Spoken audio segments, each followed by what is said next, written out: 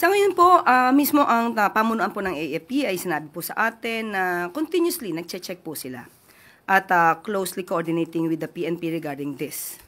At kung ito man ay may katotohanan, kapwa Pilipino, kung may katotohanan at makikita po sa kanilang pag-iimbestiga na foreign funded itong kanilang isinasagawang rally, masasabi po natin ito ipagtataksil sa bayan.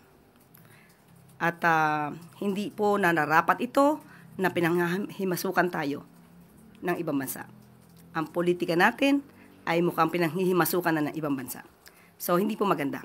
Sana hindi po lumalim pa ang itong klase mga aktibidad kung nagpopondo lang naman din po ay ibang bansa.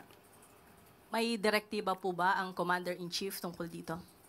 Still, ganun pa rin po. Kung ano po ang hindi dapat sa bansa, kung nasihira po ang interes ng bansa, dapat pong mas imbestigahan po. Pero sa ngayon po, chinecheck lamang po ito. Continues looking on this matter, ang AFP.